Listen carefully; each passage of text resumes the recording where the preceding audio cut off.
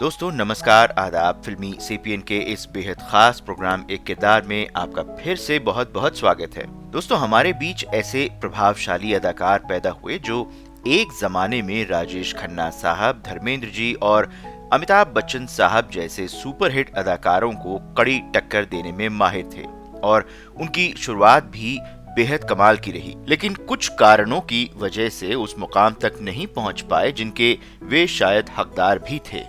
ऐसे ही कई नामचीन अदाकारों की लिस्ट में एक नाम सबसे ज्यादा सुनाई पड़ता है, जिनका नाम है नवीन निश्चल साहब। जी दोस्तों, नवीन निश्चल साहब को एक जमाने में एक नया उभरता हुआ सितारा माना जाता था। जहां ज्यादातर बड़े प्रोड्यूसर और डायरेक्टर एक समय राजेश खन्ना साहब को सिर्फ अपनी फिल्म में लेना चाहते थे, वहीं बाकी प्रोड्यूसर्स नवीन निश्चल साहब की तरफ रुख कर लेते थे और एक समय उनको पुअर मैन्स राजेश खन्ना यानी गरीबों का राजेश खन्ना भी कहा जाता था। ये वे दौर भी था जब ज्यादातर रोमांटिक फिल्मों का दौर भी चल रहा था। नवीन निश्चल साहब फिल्मों और टीवी के एक अनुभवी अभिनेता थे जो अपने आकर्षक चॉकलेटी लुक और 1970 की फिल्म सावन भादो, 1972 की फिल्म विक्टोरिया नंबर 203, 1973 की फिल्म धुंध और 1997 की फिल्म आस्था के लिए जाने जाते थे और बाद में 90 के दशक में कल्ट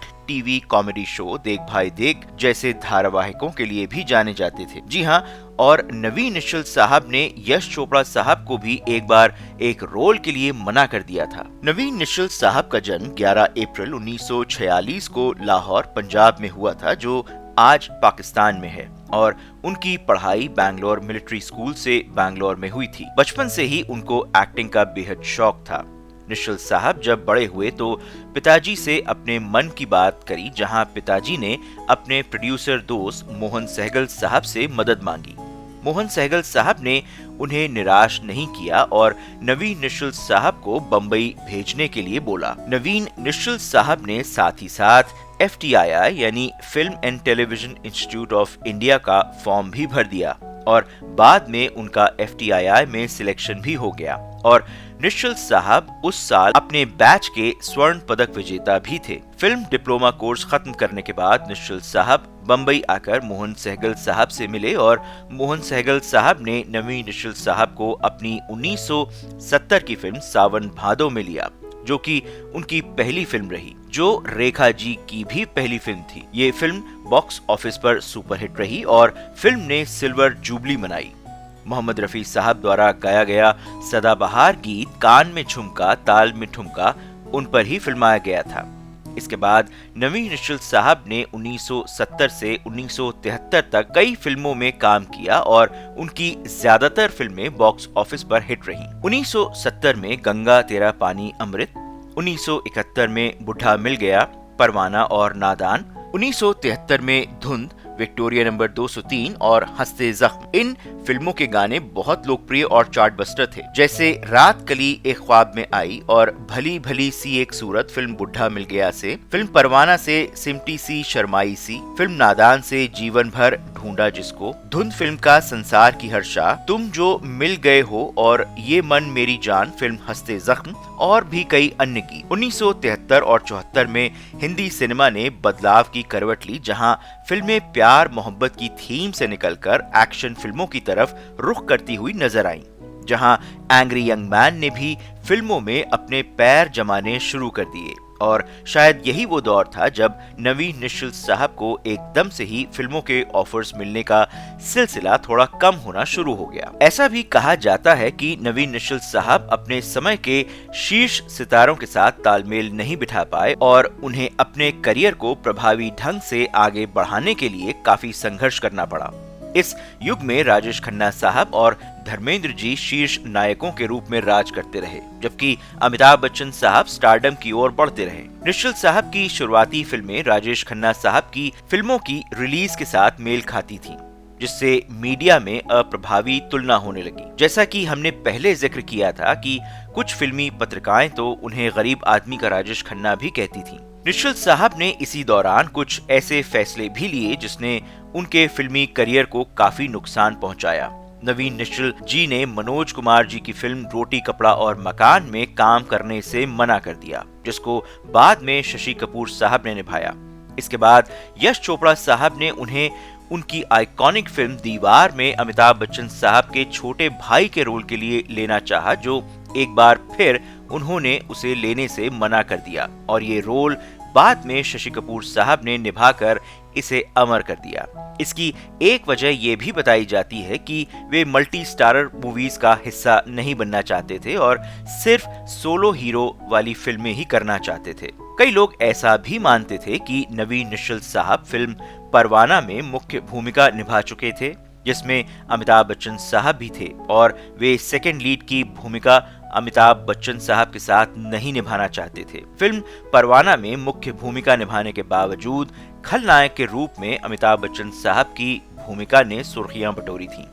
यह बात शायद निश्चल साहब को चुभ गई होगी, जिसके चलते उन्होंने दीवार में बेहतरीन भूमिका को ठुकरा दिया। लोगों का यह भी कहना है कि नवीन निश्चल साहब को FTII गोल्ड मेडल और सावन भादों की बॉक्स ऑफिस सफलता के बावजूद मिल रही फिल्मों से थोड़ी निराशा महसूस हो रही थी और वह बड़ी और बेहतर फिल्मों के हकदार थे। इन सभी चीजों ने उनकी फिल्म चयन को बहुत प्रभावित किया। उनके रवैये की समस्या ने उन्हें निर्माताओं के पास जाने और भूमिकाएं मांगने से भी रोका और उनका PR भी अपेक्षित स्तर का नहीं था। शुरुआती सफलता के बाद उन्होंने कुछ और फिल्मों में अभिनय किया जो अक्सर कम बजट वाली और असफल या औसत रहीं, जिनमें 1973 की फिल्म छलिया और बरखा बहार, 1975 में मेरे सजना, 1976 में जोरो, 1977 में आफत, 1978 में दो लड़के दोनों कड़के, 1980 में सबूत और देशद्रोही जैसी फिल्में रहीं। किसी तरह फिल्म उद्योग के भीतर यह धारणा भी घर कर गई थी कि निश्चल साहब के साथ काम करना जरा मुश्किल है और वे एक कठिन व्यक्ति हैं और सिर्फ सोलो फिल्में ही करना पसंद करते हैं।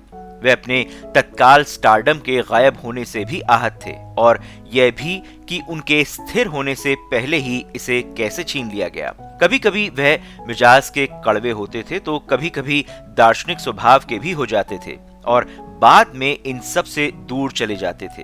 इन भावनाओं ने उनकी फिल्म चयन को महत्वपूर्ण रूप से प्रभावित किया। शबाना आजमी जी को याद है कि कैसे नवीन निश्चल साहब अपनी शुरुआती प्रसिद्धि के अचानक खो जाने से निराश हो गए थे और कैसे उनके स्थिर होने से पहले ही इसे छीन लिया गया था। वह कड़वेपन और दार्शनिक स्वीकृति के बीच झूलते रहे और अंततः खुद को इन सब से दूर कर लिया। बड़े बैनर्स की फिल्मों के ना मिलने से वे दुखी थे और काम की तलाश में 80 और 90 के दशक में वे कई सारी रामसे ब्रदर्स की फिल्मों में भी नजर आए, जैसे दहशत, होटल, सबूत। हम उम्मीद कर सकते हैं कि शायद पैसों की वजह से निश्चल साहब ने ये भूमिकाएं करने का फैसला किया। मुख्य भूमिकाएं नहीं मिलने के कारण निश्चल साहब ने चरित्र भूमिकाओं और टेलीविजन की ओर रुख किया।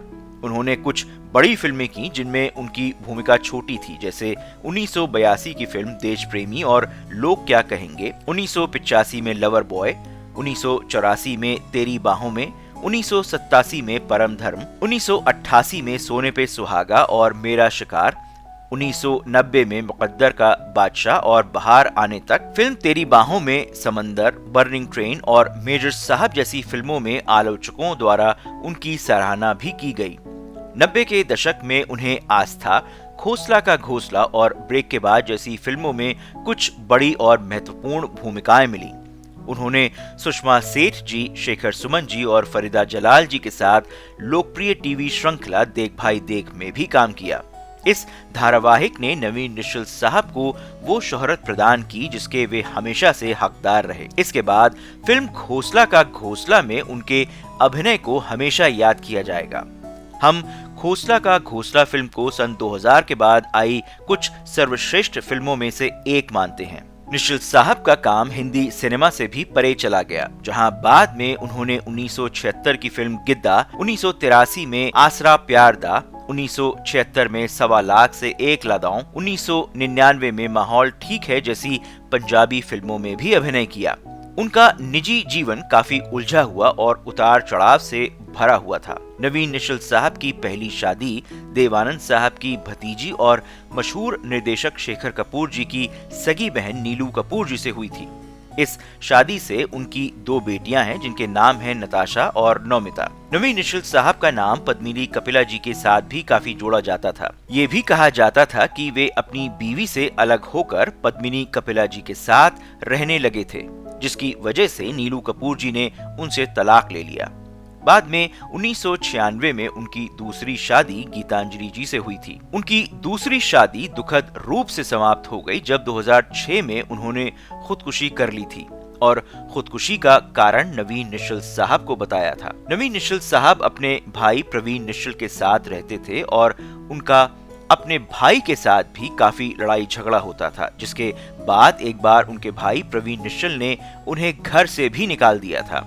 इन सब परेशानियों की वजह से निश्चल साहब काफी परेशान भी रहते थे। नवीन निश्चल साहब 19 मार्च 2011 को रणधीर कपूर जी के साथ होली मनाने पुणे जा रहे थे, जहां गाड़ी में दिल का दौरा पड़ने से 64 साल की उम्र में उनका निधन हो गया और वे अपने पीछे एक ऐसी विरासत छोड़ गए जो हमेशा प्रेरणा देती रहती है। दोस्तों, आप भी नवीन निश्चल साहब के बारे में कुछ और बातें साझा करना चाहें तो हमें कमेंट करके जरूर बताएं।